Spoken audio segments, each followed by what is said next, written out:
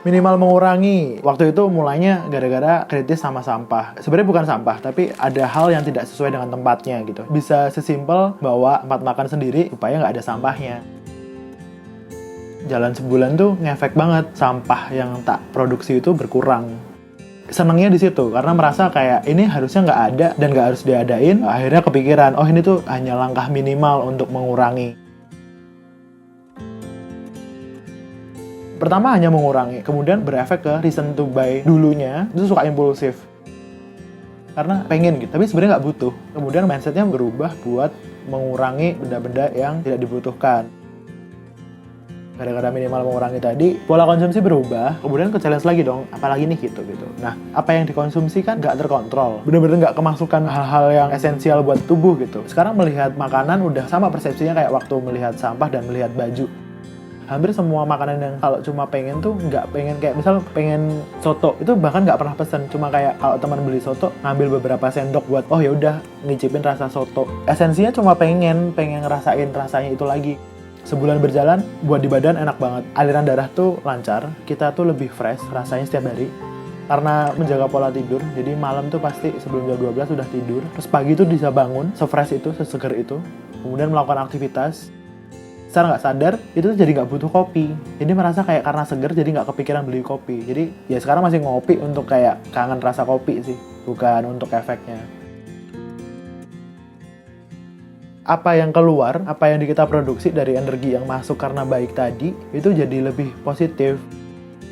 Di Jawa ada kayak kenduri, misal tumpengan deh, itu kan untuk kayak merayakan sesuatu kan kita berdoa bersama di hadapan makanan, habis itu makanan itu makan. Bayangin kalau dari semua proses makan itu tuh orangnya dengan senang hati untuk membuat sebuah makanan. Pertama enak karena dibikin dengan hati, kedua itu mungkin secara energinya dia menyimpan energi kebahagiaan bagian dari yang masak itu tadi, jadi bagus gitu, jadi dimakan tuh kita seneng gitu.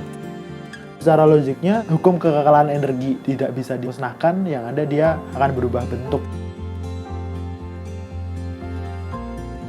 Contoh hal-hal sederhana konversi energi yang coba aku lakuin tuh ke pasar. Apa di pasar di Jakarta banyak banget orang Jawa. Jawanya tuh bener-bener kayak di pasar di Beringharjo di Jogja gitu, yang kita bisa ngomong halus kayak, Bu niki pinten nun bumbu dapur.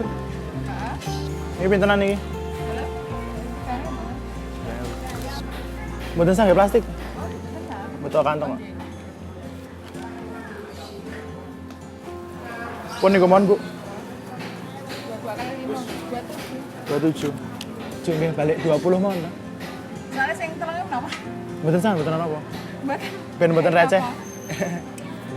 20 mohon lho, Bu. Saya lho. Berdebet aman. 27 lho, Mas. Mana mboten gelem megang receh. Nah, ketemu orang-orang tuh greeting, kasih senyum, mereka senyum balik ke kita. Kita beli dengan bahagia gitu, dengan tanpa nawar. Kalau bisa kita kasih lebih gitu. Menyenangkan, kayak groundingnya tadi, bangun terus ketemu kondisi di mana yang aku senangin banget. Aku percaya kalau makanan yang kita beli itu dari tangan yang baik, berbarengan sama doa-doa mereka. Semoga masnya sehat. Mungkin doanya nggak langsung ke aku, tapi dari makanan-makanan itu. Energinya dari ibu itu pindah ke makanan tadi, kemudian makanan nanti aku konsumsi. Itu konversi energi. Hal-hal simpel tadi, aku nggak pikir nilainya, tapi tadi esensinya tadi. Semoga konversi energi dari ibu yang baik ini, nanti aku bisa konversi ke baik berikutnya.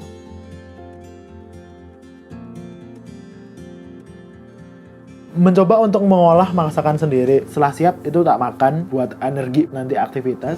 Itu berarti ada konversi mulai dari ibu tadi sampai ke makanan aku makan, energinya itu konversi ke tindakan yang aku lakukan. Kata-kata simpel itu yang sering tak lakukan juga untuk mentransfer lagi energi dari yang aku dapetin udah positif tadi ke orang yang lebih puas.